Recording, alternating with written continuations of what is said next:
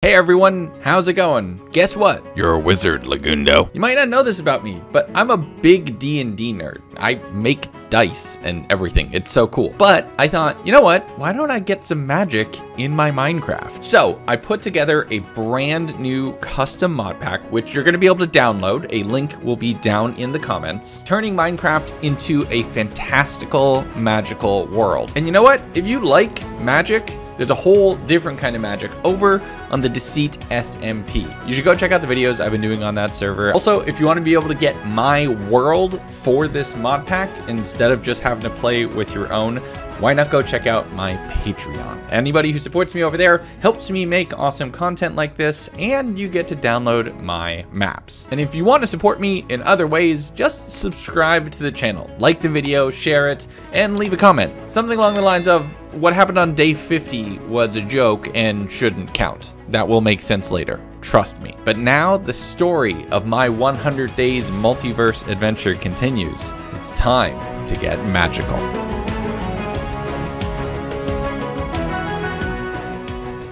But before the challenge even started, I had to pick a background. And I mean, come on, you all knew exactly which one I was going to pick, right? My wings on my back and empty pockets, I spawned into the world day one. I spawned on the coast on the side of a spruce forest, and this world looked similar but different. There were small details that just made it look unique. I was able to quickly jump up to the sky and realized I was gonna be able to fly for this entire 100 days, where I wasn't able to at all in the desert. All of the mobs looked just a little bit different, and the terrain underneath the water was just something magical. But we start as we mean to go on, with basic wooden tools and just getting the very first few resources.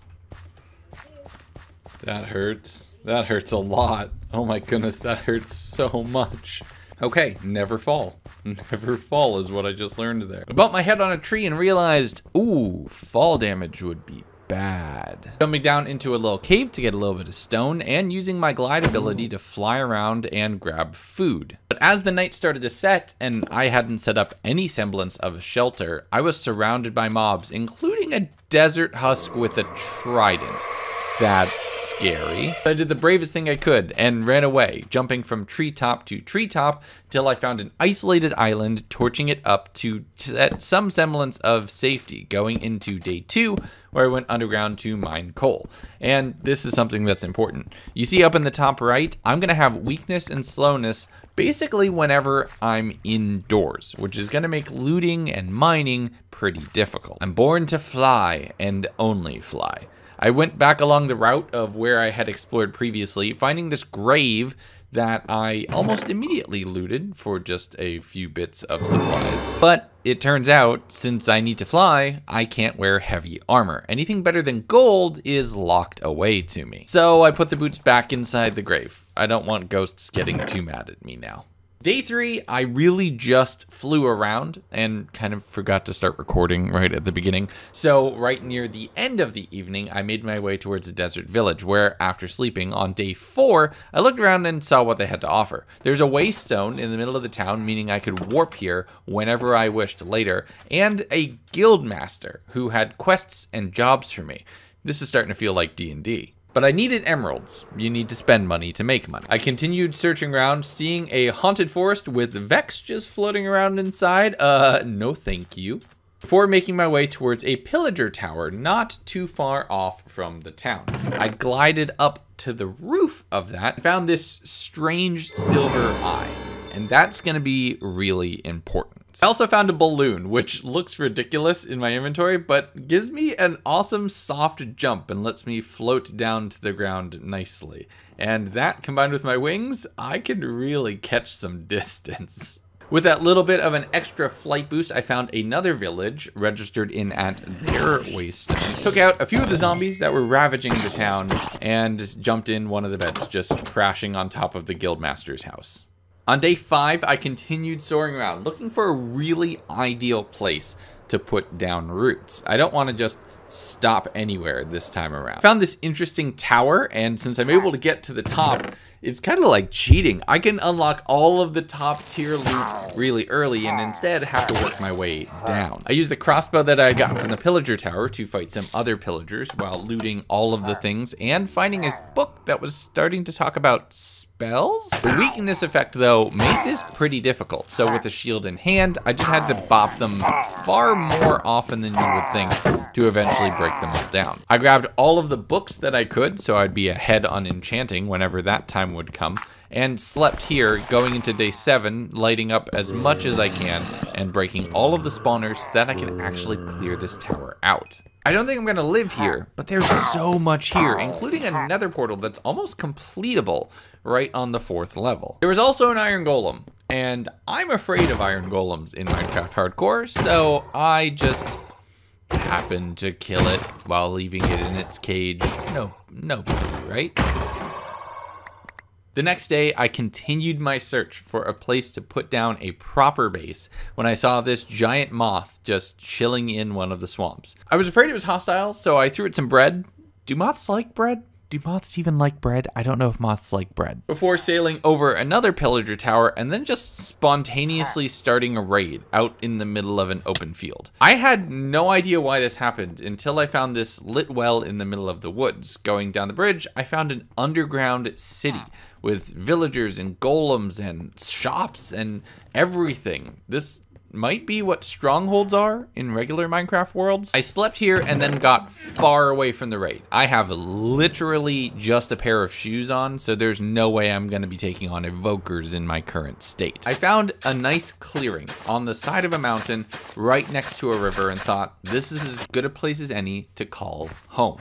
Started putting down roots with some barrels for storage and a little bit of farming from the river to be able to plant crops and keep myself alive. Going into day 10, all of the crops were starting to go down, all of the basics with some bone meal to give me just that little bit of a jump start before finding a crack in the mountain and starting to mine my way down with the roofs high enough that I wasn't getting woozy. So I started grabbing some copper and then working on some small details to make this place feel a little bit more like home. Into day 11, as I was flying from treetop to treetop and mountain to mountain, I stumbled across a different kind of village, a tradesman tower with all sorts of different workers with all of the jobs preset all around and a lot of loot in their chests. This is awesome. But also right next door was a much more interesting kind of abandoned mineshaft. But this is underground and I don't like being underground and I have no armor, so I was at half a heart as I was just running my way up here and trying to escape. And I thought, nope,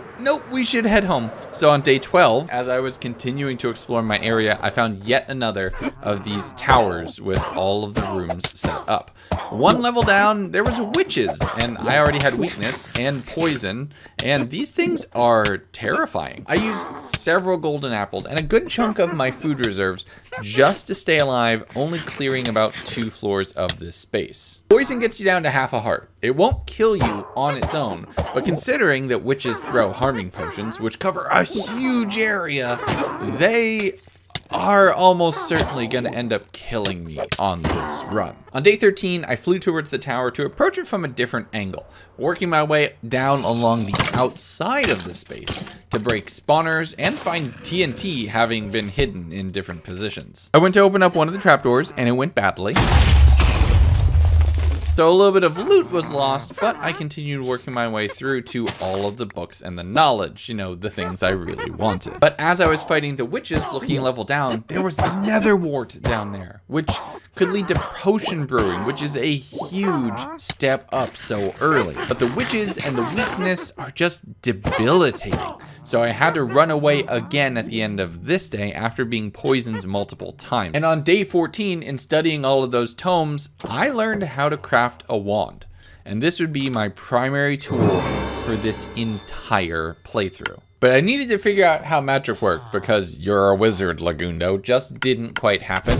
So I spent the whole day just testing out all of my different spells and seeing exactly what they would do. Feeling a bit prepared and emptying my pockets to make space for more loot, on day 15, I headed back over to the tower, clearing out all of the rooms and making a little bit of space to jump in and grab the nether wart. With emeralds from the tower in hand, I grabbed my first guild charge harder and took a look at the jobs that they wanted me to do. With no limit, I claimed all of them and then immediately accidentally used the item and left the guild. So on day 16, I picked up 2 additional guild charters and then immediately went to work.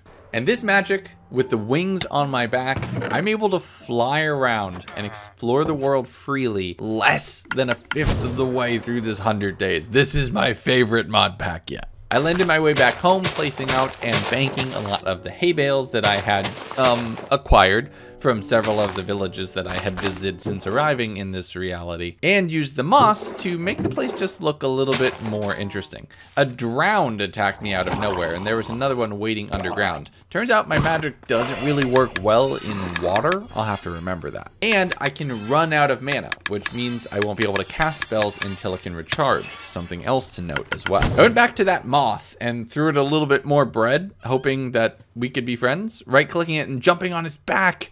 And oh my goodness, can I fly on top of this thing? But it never moved. On the way back home, I found an abandoned nether portal, grabbing a few blocks of gold as well as some gear that I could actually use, and stumbled across a giant spider's nest.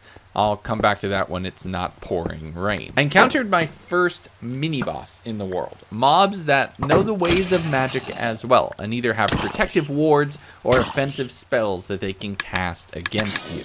This one took almost the full night to kill, but you get greatly rewarded when you're able to take one of them down. And they dropped a pickaxe with silk touch, an enchant that I was very happy to have at my disposal. I ended the night by jumping down that well, thinking it would be another underground village, and it wasn't. It looks to be some kind of dungeon.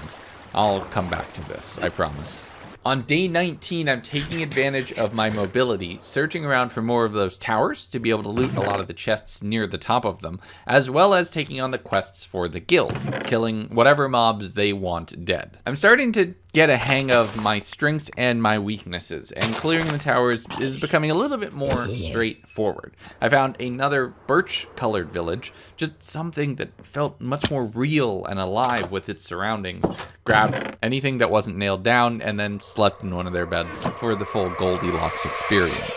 On day 20, back to the tower. Since magic wasn't really doing the trick, I resorted to some more conventional warfare, but still basically tried to fight the witches at range. I know they're just kind of an average mob, but for some reason in this world, they just crush me. Finally able to clear the tower, making my way into the library and finding another spell book. This one telling me that there's no place like home, and that spell would come in so handy in the future. So since there's no place like home, I went back to it and started doing some work, banking all of the resources that I had collected so far, growing the nether wart, and checking my fit. I can't wear diamond armor, so gold is the best I'm gonna get. I started building a bit of a tower so that I wouldn't be sleeping down on the ground and would have an elevated, safe position to camp out in. I always love working with the different blocks that you get from these mod packs, and the fir wood and the rope just make this look interesting. I went to sleep, but a blood moon had risen, and that meant I was camping out and staying in the tower for tonight. There were a bunch of mobs that kept spawning, so I did a little bit of work towards one of my guild professions and just killed everything that I saw.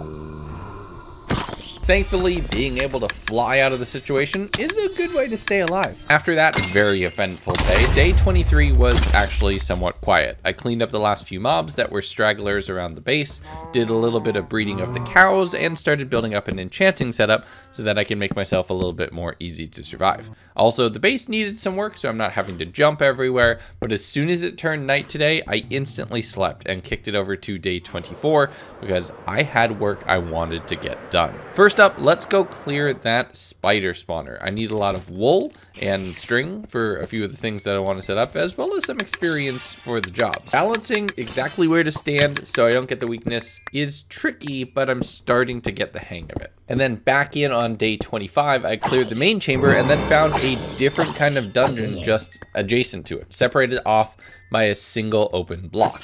At the ends of most of the tunnels are these chests with a decent chunk of loot inside, so this raid was definitely at a profit. But the wandering trader out front wanted me to buy a slab for 33 emeralds, and you know what? I killed their llamas just to make a point.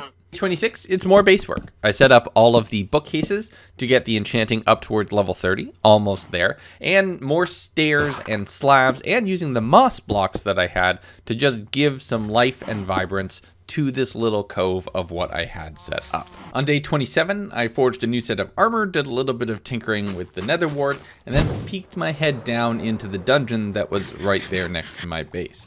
Until I get enchants, I'm not ready to take this on. I don't know why. I have a bad feeling about this place. On day 28, I once again checked in on that wandering trader, and yes, they're as crazy as they were before going to finish clearing out the spider dungeon. It led into an abandoned mine shaft, so I had multiple different things to worry about. And as I was running out of food, that dream warp spell is chef's kiss perfect, returning me back to my bed safe and sound. I forged a really awesome looking diamond sword and then flew around to find the one final spider that I needed to kill to complete my next guild quest. On day 29, it was rainy and I wanted to fly, so I sailed around checking out all of the different landmarks and little structures that dotted the world. There was portals with okay loot that I wasn't about to put on, hot air balloons that unfortunately didn't have anything inside, and then this structure where I dug into basically the end of one of these dungeons. I went the Mumbo Peace Loving Plant sort of route since I have constant weakness in being inside these structures, and lava doesn't care about weakness and will burn things just the same. I saw this series of pressure plates on top of sand and I thought, okay, this will almost certainly kill me. Accidentally tripping one of them, but I was able to get away before it actually went off. I got to the point where I started to hear witches and nope. Found my way to a small little hovel that was dug into the side of the mountain that had nothing inside, and spent the day sailing over glaciers until I hit a desert directly adjacent to it, with an ocean monument hidden underneath the ice. That's something to remember for later. On day 30, I checked in at the Waystone to register myself to this town, and then started finding my way towards an inn. Yes, this is absolutely D&D, and found something that let me summon sheep whenever I wanted. Don't worry, nothing happened to them. In a nearby ravine was another enhanced abandoned mineshaft with a huge pile of emerald ore just sitting here. I used the waystones to warp from village to village just to see how that actually worked, and it cost levels, so that feels pretty balanced. I headed my way south through the desert and found a desert pyramid which had an old eye inside, another piece to the puzzle. As I did that, a blue moon started to rise, and I was feeling lucky, punk.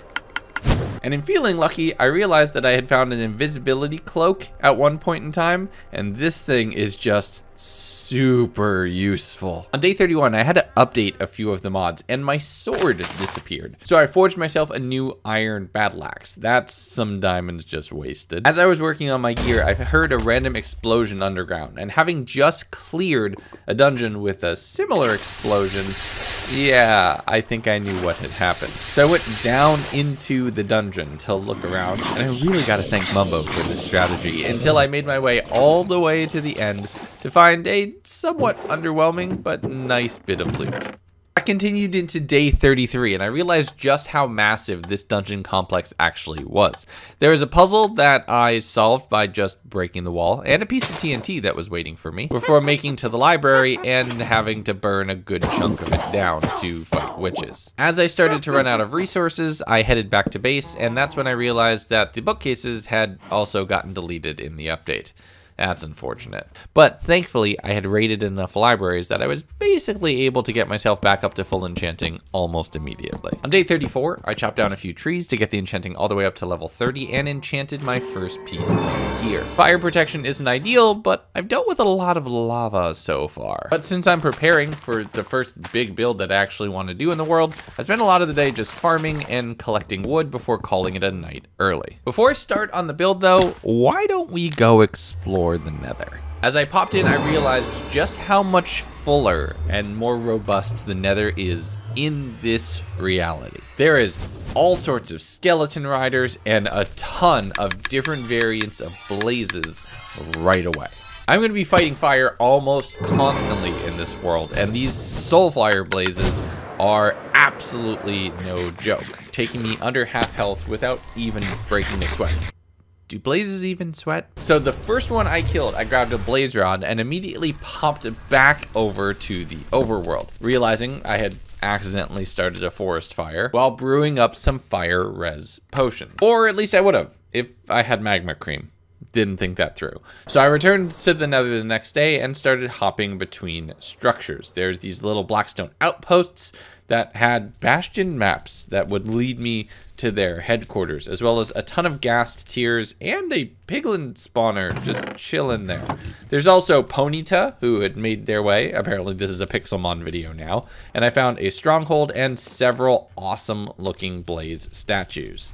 Overall, I just spent the time running around grabbing a bunch of awesome looking blocks and getting a lay of the land. I'm not going to be actually searching for blaze rods until I have a fire resistance potion. On day 37, standing on top of a piglin pillager tower, yeah, that is something that exists, I realized, oh, I can get fire res from trading. So I grabbed a few piggy friends and lured them into a hole with capitalism and spent the time trading for all of the resources that I could. Unfortunately, while there was a bunch of good stuff, there wasn't the one thing I was looking for. I landed on top of this blackstone structure half sunk into the lava and realized that the flaming horses were passive, which is pretty convenient. They're terrifying. Before making my way into this large gauntlet space with this glowing pixelated eye, which I just could not break, even with diamond tools.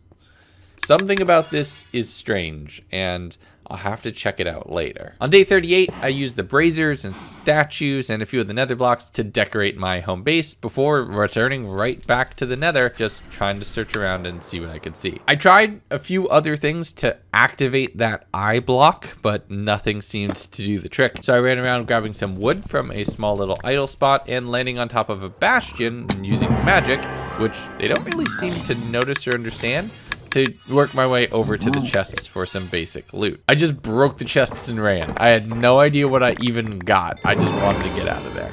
And as it rolled over to day 39, I landed on top of a ship, and oh boy, the loot in this thing is astounding. 3 fire res potions is exactly what I needed, and I finally was safe from the flames. And the chests in here, so much gold and a pair of amazing netherite boots that I just can't wear. That was the most heartbreaking thing I had to deal with the entire playthrough. On day 40, it was time to raid the fortress. Now that I had fire res in my pocket, I could safely make my way through and get blaze rods. Now what I need them for is a little different than what you would need in the normal world. I'm mainly getting this for potion brewing because the eyes are a little bit more involved. But I fought my way through the hallways, fighting off wither skeletons as well, before also dealing with the Giga Blaze, or the Mega Blaze, the Inferno, the Extra Blaze, the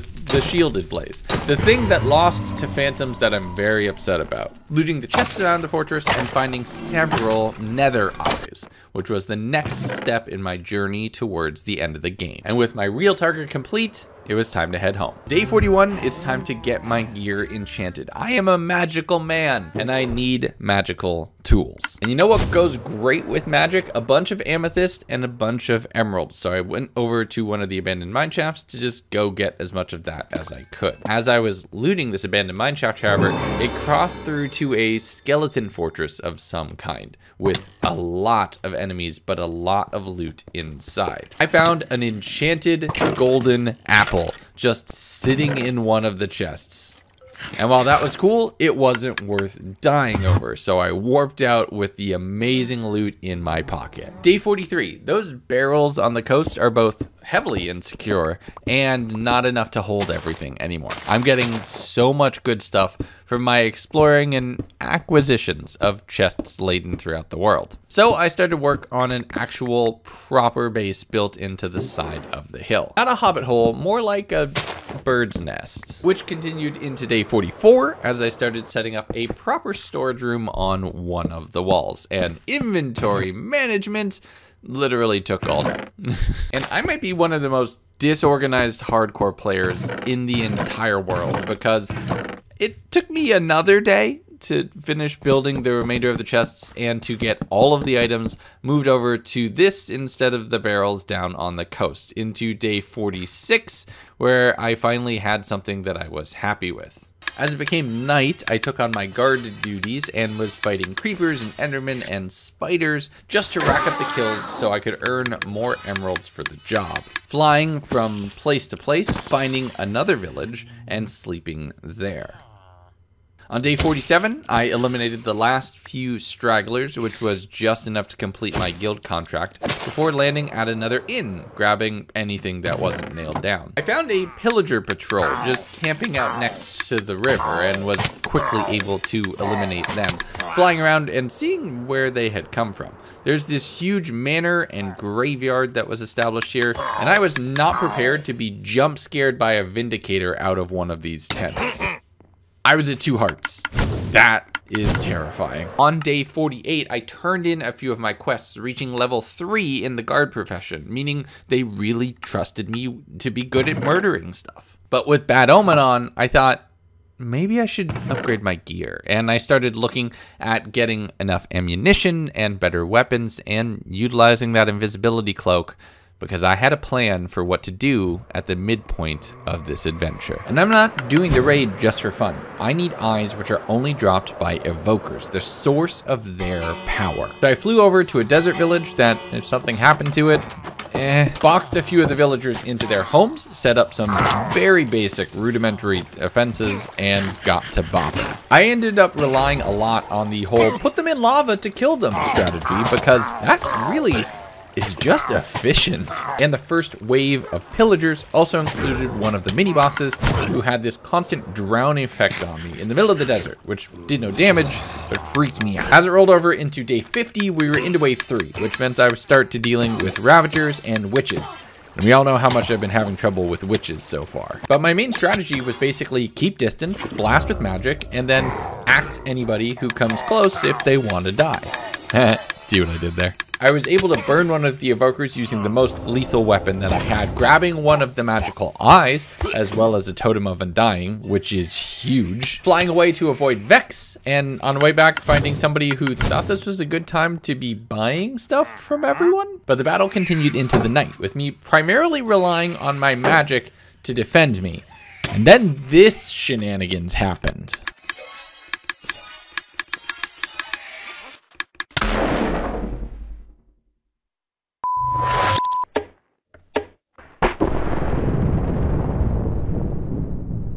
Okay.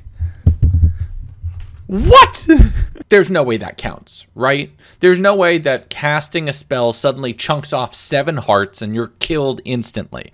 That feels unfair. Who adds that to a mod to just spontaneously kill a player? So I'm casting Transmogrify Memory on you, and you're gonna forget that that happened. Just leave a comment that says, wow, that was weird, I can't remember day 50. But the next day, I crafted a backup wand and started flying to the village, and since I had what I needed, I declared a truce. All right, you can have this village, okay? We'll call it even. This one's yours.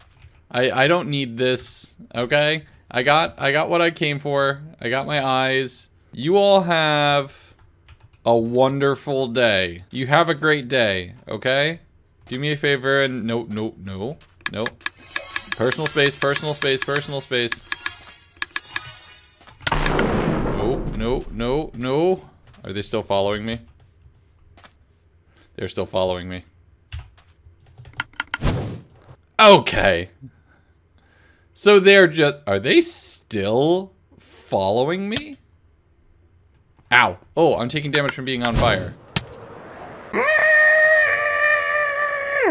Okay, that's it. I cast Transmogrify Memory again. Day 51 also does not exist. With another type of eye in my possession, day 52 was pretty easy. I mainly focused on repairing and replacing a bit of my gear and some items that had mysteriously disappeared from my pockets, cleaning up a few mobs that were just wandering around Haven before calling it a night and getting some rest. In day 53, my next target is under the sea. Don't worry, that joke will make sense in about 2 weeks. So I went fishing and immediately got the ingredient that I needed and was able to craft up some water-breathing potions. These are going to help immensely as I go to take on the Elder Guardians for their eyes as well in that ocean monument I found a while back. And I gotta say, this being in a really cold climate didn't help that I was constantly taking frostbite damage on top of everything else and having to keep track of the damage, the beams, and the underwater breathing was really stressful.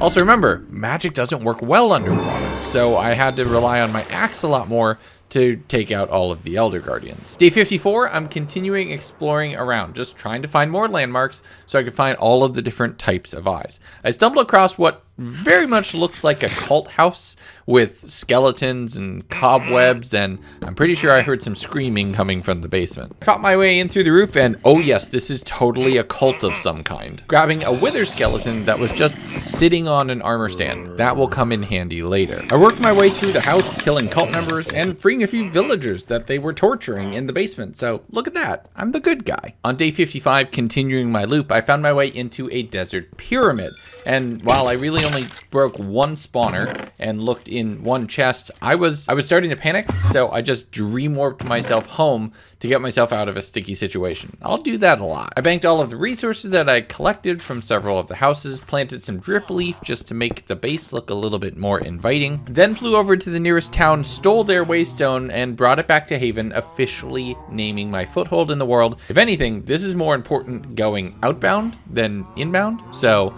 it's a quick start on any adventure I need to do. Day 56, I literally spent all day looking up all of the different enchantments that were available through all of the different mods, figuring out what would be good and what I could potentially get, and crafting up and enchanting a new set of armor. It's a really quiet day. They can't all be winners. Day 57, I flew back towards the village that I had done a raid in, and since it was completely abandoned and no one was here and everyone was dead, I grabbed their waystone to return/replace the one that I had borrowed from the town that just happened to be the closest to my home. I fought my way back to the pyramids. There were two actually pretty close to each other, grabbing a bunch of loot, primarily gold and diamonds, filling out my collection quite nicely. As the sun started to set, instead of using my mana, I spent one level at a waystone and tested the incoming portal, and it works beautifully. On day 58, I was going through some of the loot that I had found at one point and realized that the ukulele would give me random potion effects if I used it. So power of music,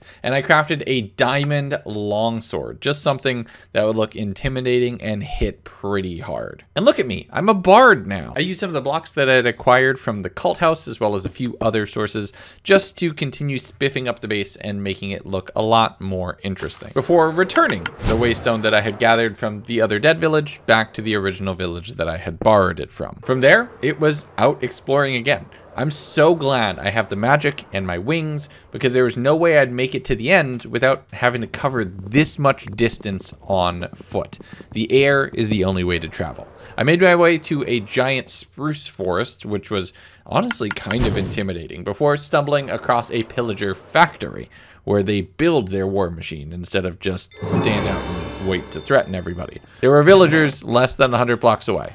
They don't have the best choice in real estate. And there was another one of those underground cities about 200 blocks from that. This one was more fully prepared with farms and full workstations underground, but also kind of creepy because they had a nether portal that was built up in the middle of their town that they had caged off for some reason, likely because something dangerous made its way through. I was able to mine the portal to repair it, to head to the nether and see what I could find on the other end, but I didn't have a flint and steel. And I ran around the town for a good chunk of the day just trying to find a flint and steel. As I was sailing though, I found another bit of stone ruins and landed and saw a reference to something that I immediately knew would be terrifying. If you get what's going on this day, please leave a comment because I don't want to date myself too hard. I jumped down into the structure, opened the book, and saw the riddle. You see me in ore, lakes, tube coral, and orchids. Blue is obviously the answer.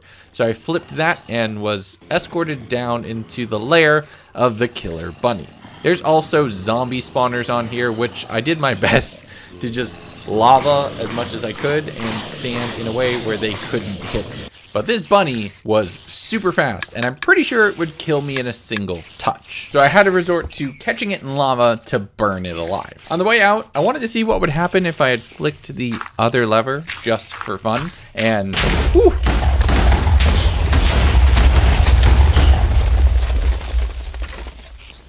But as I continued my adventures out into the world, I found another tradesman's tower, another village, another waystone, and from there I headed home. On day 62, I put my new farming staff to the test, and wow, it does make things so much easier. Cooked up a full stack of baked potatoes, Mumbo would be proud, and headed off in the opposite direction, just trying to cover distance to see what the world had in store for me. There was another tradesman's tower on an isolated island, along with a dirt igloo? Is that a digloo?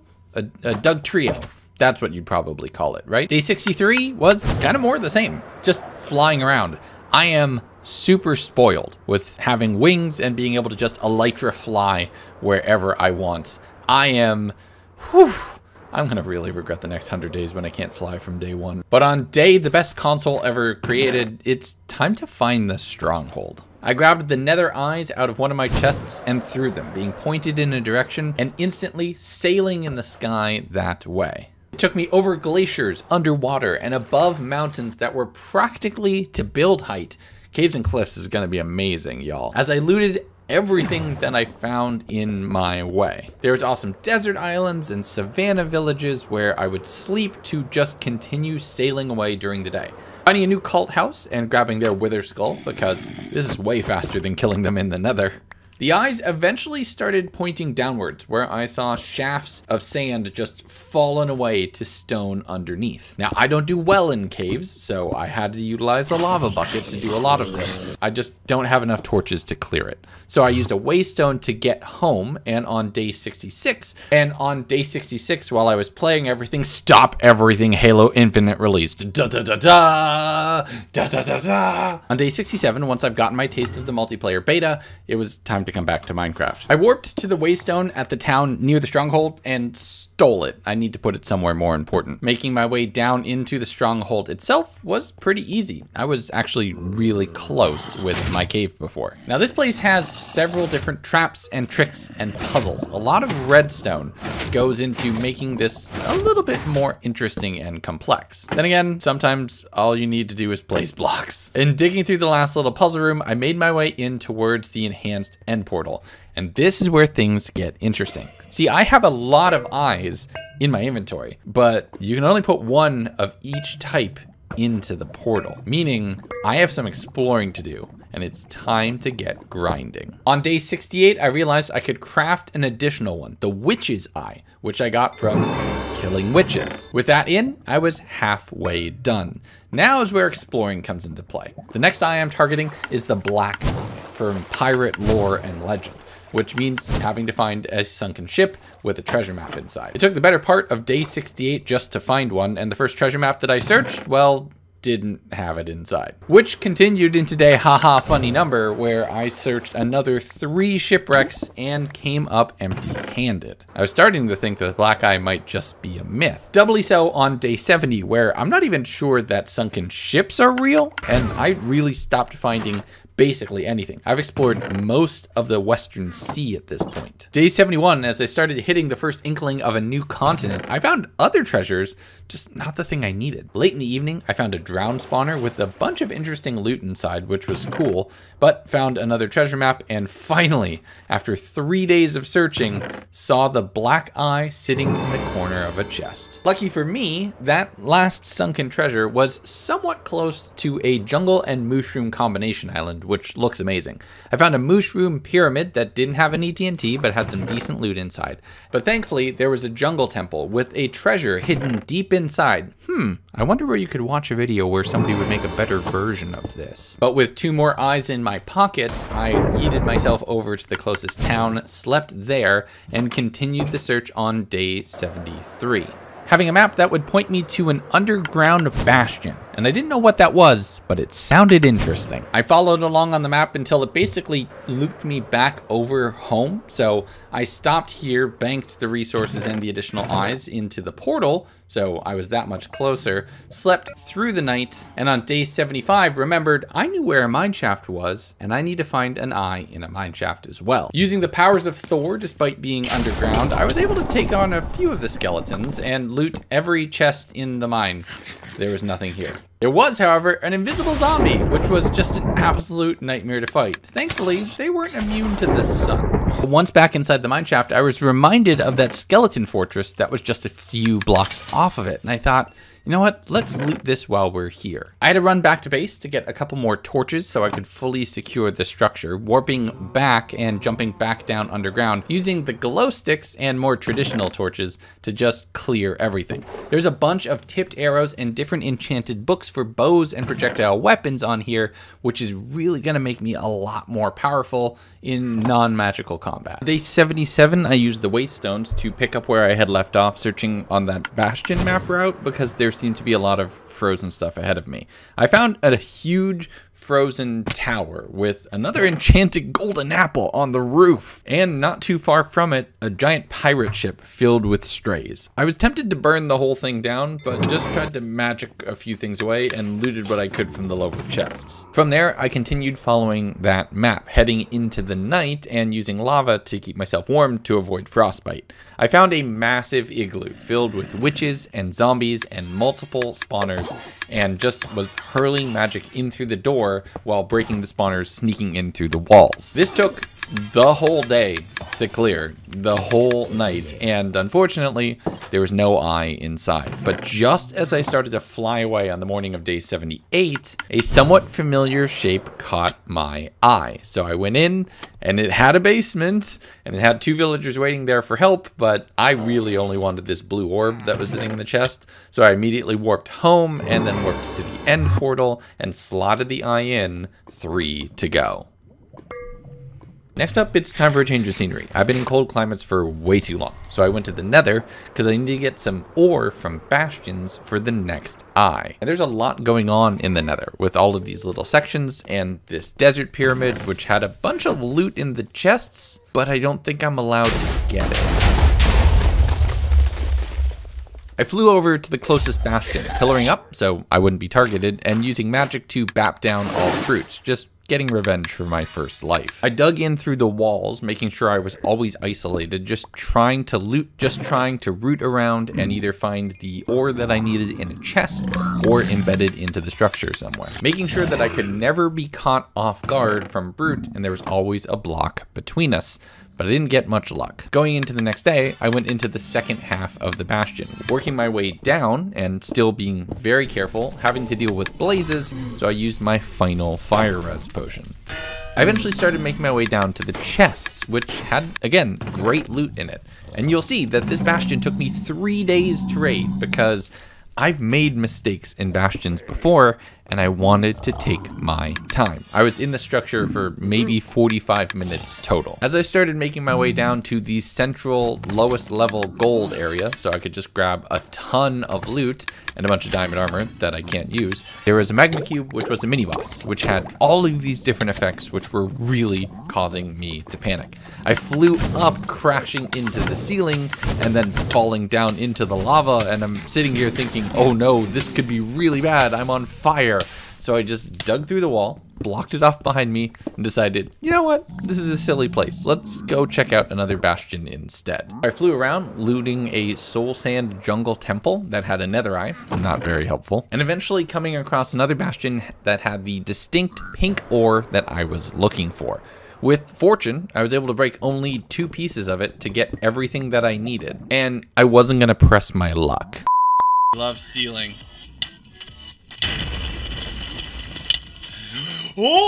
So once I had what I needed, I dream warped my way home. The next morning, I used that ore with an Eye of Ender to craft the next eye that I needed, and now there are only 2 to go. I still have to loot mineshafts, and I have to kill the Wither. I was racking my brain, trying to remember any mineshaft that I had seen in the entire playthrough. I went back to the one that I saw that was right next to the first tower that I raided, and struck out there.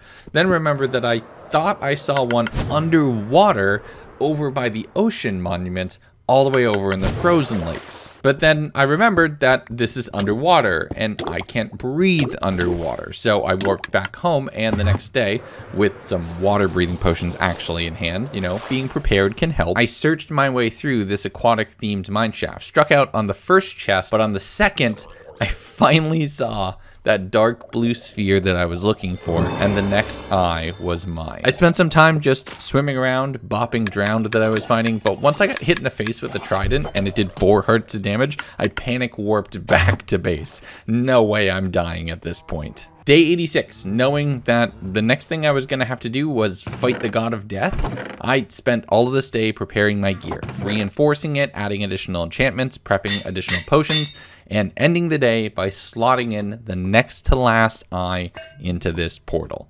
If I was going to die, I was going to die getting as far as I possibly could. I did some looking on my map for a good place to spawn the Wither in. Isolated, controllable situation, and big open space, so I wouldn't get caught by surprise. This island with the tradesman tower is great for me, not so great for them, as I spawned in the Wither and watched it immediately obliterate a chicken. RIP. But this is going to be no ordinary Wither fights. No, this fight, I'm just yeeting myself through it repeatedly. You see, I found out through some accidental damage that the dash spell doesn't only throw you forward, it damages anyone that you come through, meaning that I can just constantly zip-zap my way back and forth and anime-style slash my way through the Wither every time I went by. It counts as a melee attack, so it works for both phases. This might be a little anticlimactic, but you know, I know magic, so killing gods is a common thing in D&D. This is fine.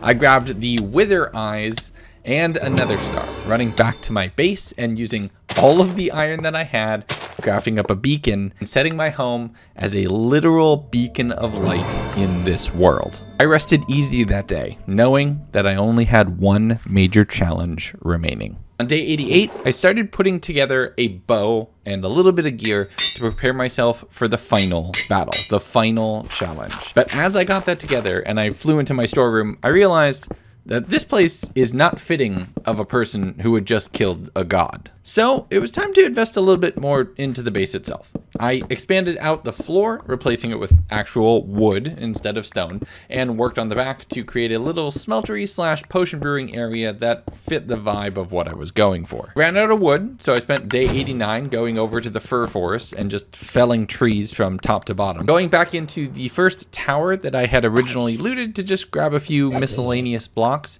and see if I had missed something when I was early and much weaker. Spent a little bit of time just sailing my way through the caves, but despite setting up all this amazing cave generation, I'm here to fly, and I want to soar in the clouds. And a view of the clouds is what I want from this tower. I want to immortalize and memorialize a few of the things that I've accomplished along the way, and build something that's not huge, but dense. I'm somewhat inspired by Looney's luxurious loft in Deceit Season 2. I spent a couple days just throwing kind of random elements together to come up with something that I really liked at the end of it, with the tower expanding out and becoming somewhat crooked with fences everywhere, and then a stone roof, and then trapdoors on the walls and then the exterior to give it a little bit more dimensionality, and a roof that's not entirely solid, which meshes with my need to be always available to the open air. This tower took 3 days to build, but in all honesty is something that I really like. But I want to make sure that it's filled with things that are worthwhile, and I want to flex on this world before I potentially leave it. So I crafted up all of the ores into emerald blocks and just left them sitting on a mountain, because who would rob a wizard? Using all of the nether blocks that I have to make the portal entrance make a little bit more imposing. That place is scary after all. Did a little bit of decorating around the waystone, since that should look magical too, and took a look at my haven from across the river on top of one of the trees for one final time before warping towards the end portal room, slotting in the final eye, igniting the portal, and jumping in. Once in the new dimension, I took to the skies, space, and stars around me to see a much more intricate and involved end fight. With this being remastered, there was no chance of it. My magic didn't seem to affect the crystals, and they needed a good old-fashioned projectile to hit them. But in the moment, I kind of forgot that I had a bow and arrow, So I'm using my best PvP strats and blowing up the end crystals manually, knowing that I could stand underneath them and take literally 0 damage. I flew from tower to do this, making sure that I caught these awesome blue bars when I blew up this one. Those will come in handy to decorate my base later. Blasting all of the crystals, sending the dragon into a rage. Once she was mad at me, I remembered, oh yeah, that's right, I have a bow. So I pulled that out of my pocket and started slinging arrows in her direction. Also, when she perched, I stabbed her in the head a lot until she yeeted me up into the sky. But I have wings too, so that really wasn't too much of a threat. Flying around and flinging arrows and magic at the dragon, the main thing I needed to do was not make a stupid mistake and crash into her, having her obliterate me in a few hits. And thankfully I didn't. I knocked the final arrow, sent a flaming projectile in her direction, and freed the end.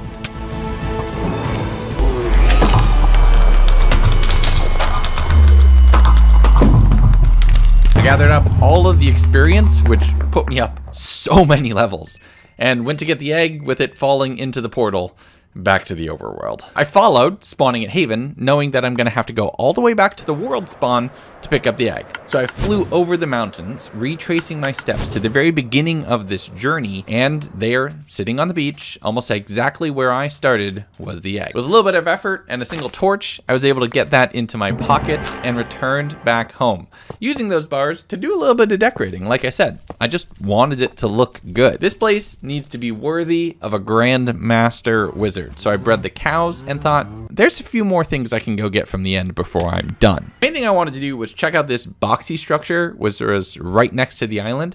I tried slotting an Eye of Ender into it, that didn't work. I tried putting the egg onto it, that didn't work. And it cost me a minute to break 4 obsidian to get that back. So I thought instead, let's put the egg on top of the tower that I wanted to memorialize my successes.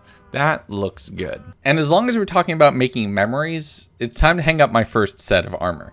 That stuff had gotten me through almost the full 100 days, and it was on its last legs. I did this for 1k days as well, so it made sense. I crafted and enchanted a full set of armor because, you know, I had the levels. Setting up an armor stand to let my original armor rest in the tower. I returned back to the end and set myself towards the end gateway, seeing a giant space whale floating underneath me. I had no idea if it was friend or foe, but I warped through the gateway to a much more expansive and alive end. Instead of endless wastelands, there was forests and fields and black stuff that made you go blind, which was a little unsettling. I flew into a house of purple wood and found some cool cosmetic blocks, sailing into the first end city that I uncovered, grabbing the multiverse's most useless elytra, as well as a bunch of gear that I can't use. This almost feels wasteful. I want other people to be able to get this stuff. Getting into day 96 though, I wanted to fly through the end and see just what was here to offer, if this could potentially be the site of a future chapter. There's these huge mushrooms and these glowing crystals which I can use for light. Another one of those strange structures that didn't take the crystals. And in searching, my pockets were getting full. So I crafted up my first shulker box, dropping in a lot of the loot that I had found and finally having a bit more inventory space when an enderman just came out of nowhere and decided to bot me. I flew away, half health, dropped a bucket of water, and stabbed it from inside, going, haha, you can't catch me, grabbing a bunch of this wood that looks far more magical than anything I found in the overworld. This fits my vibe a lot better. I grabbed a lot of the flora from around the end, hoping I would be able to plant it in my own magical grove with lily pads and glowing trees and just massive structures throughout all of the end as I sailed my way back towards the end gateway through a pearl and returned home. And on day 98, some of the things that I found in the end look really great in my base. Some of them I can't plant, unfortunately. The glowing spore blocks, those are awesome. And I threw a few of them around to replace some torches, give it a more magical vibe. I set up the elytra as almost a crest on the back of my base, built a glowing crystal because everything magical needs glowing crystals, and finally made a netherite ingot that I've had the resources for sitting in my chest for almost 40 days, making my pickaxe be the best that it could be. I sailed back towards the bed and started to prepare for the final little bit of a challenge that I wanted to do in this world. When I woke up, it was still night. The sun was nowhere to be seen. I flew out into the distance, a crescent moon in front of me, and something felt off.